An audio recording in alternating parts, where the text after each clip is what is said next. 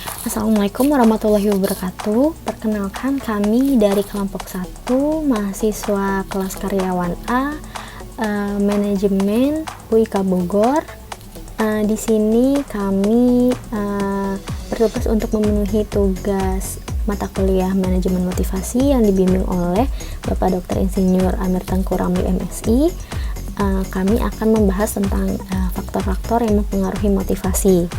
Sebelumnya perkenalkan, kami ada 3 anggota kelompok, yaitu yang terdiri dari saya, Zahra Fajriya, kemudian ada Aditya Gustiananda, dan Muhammad Rafli Fauzan. Semoga video diskusi ini bisa bermanfaat untuk teman-teman ya. Selamat menonton.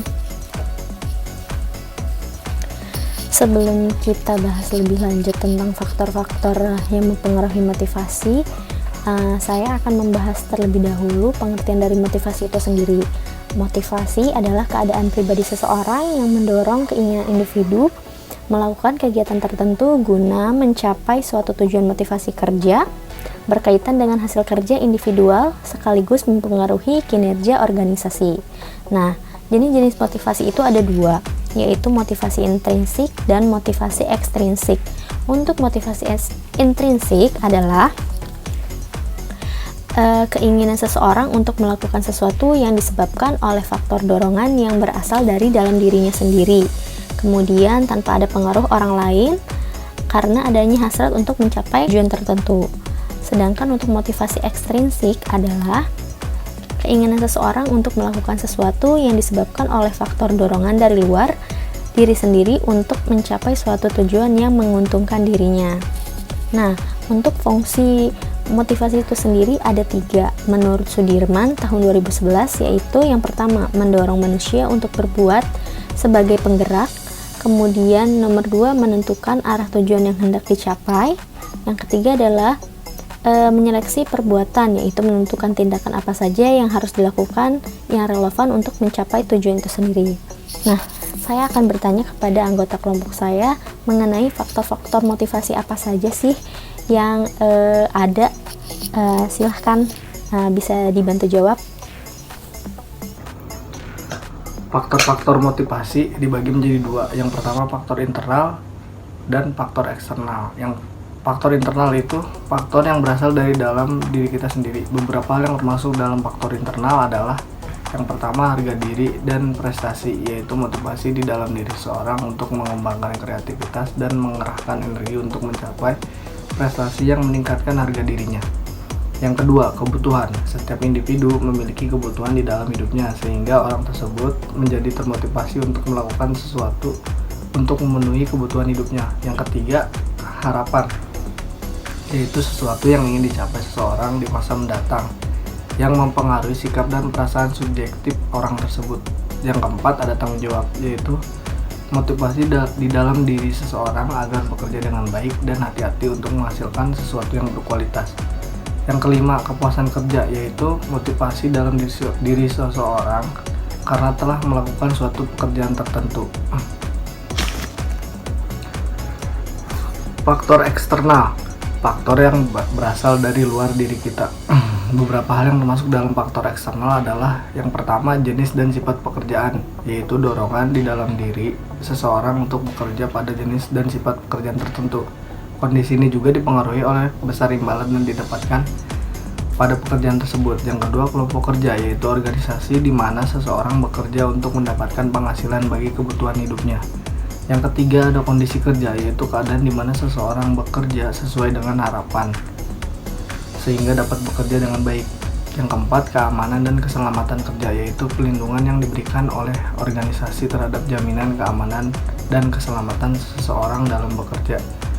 Yang kelima, ada hubungan interpersonal, yaitu hubungan antara teman sejawat dengan atasan dan dengan bawahan.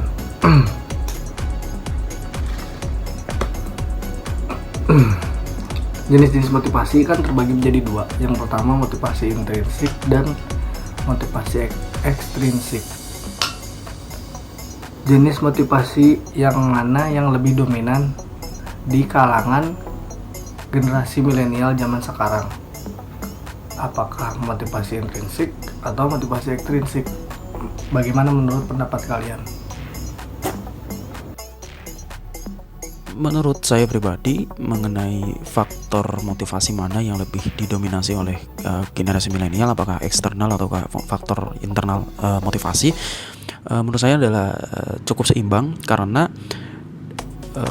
dalam prestasi kerja apalagi yang dilakukan oleh generasi milenial pada saat ini itu semuanya seimbang. Pertama, untuk faktor internalnya itu kan biasanya mereka itu lebih memikirkan harga diri dan juga kesenangan pribadi. Apa yang dipikirkan oleh mereka, apa yang dilakukan oleh mereka itu harus membuat diri mereka senang. Nah, itu adalah masuk ke faktor motivasi yang internalnya. Kemudian juga orang-orang yang milenial ini mereka lebih memiliki harapan yang tinggi, entah itu harapan untuk hidup lebih layak ataukah lebih sejahtera. Nah, itu kan masuknya ke ranah kebutuhan atau harapan, yang mana kebutuhan dan harapan ini masuknya ke faktor internal dari motivasi. Sedangkan untuk faktor eksternalnya itu dari generasi milenial ini banyak dari generasi milenial yang mereka itu terpengaruh terhadap influencer yang ada dewasa ini. Bisa kita sebut misalkan dari influencer YouTube seperti Atta Halilintar, Arif Muhammad dan sebagainya. Nah, kebanyakan dari generasi milenial merasa tertarik dari sifat pekerjaan para YouTuber maupun vlogger tersebut, yang menjadikan faktor eksternal mereka untuk bisa mencapai prestasi kerja. Entah itu karena mungkin melihat gaya hidup dari influencer yang mereka suka gitu kan, sehingga dari situ muncullah motivasi untuk bisa berprestasi dalam dunia kerja gitu. Kemudian juga kelompok kerja gitu kan. Mungkin itu aja sih. Menurut saya motivasi yang paling mendominasi untuk generasi milenial sekarang adalah motivasi ekstrinsik, karena dorongan dari lingkungan luar itu lebih besar daripada keinginan pribadi untuk mencapai tujuan tertentu. Dan sekarang generasi milenial beranggapan semua bisa didapatkan dengan mudah dan menguntungkan lebih banyak.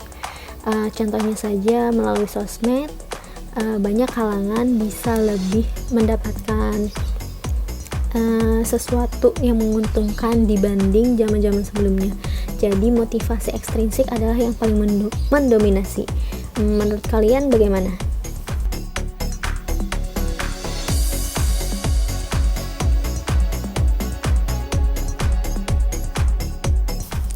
Oke, baik teman-teman, itu tadi adalah hasil diskusi dari kelompok 1. Untuk kurang dan lebihnya mohon maaf. Semoga teman-teman yang menonton bisa mengambil hal-hal baik dari videonya. Semoga ilmu yang kita dapatkan juga bermanfaat untuk kedepannya. Terima kasih atas segala perhatian dan kerjasamanya. Wassalamualaikum warahmatullahi wabarakatuh.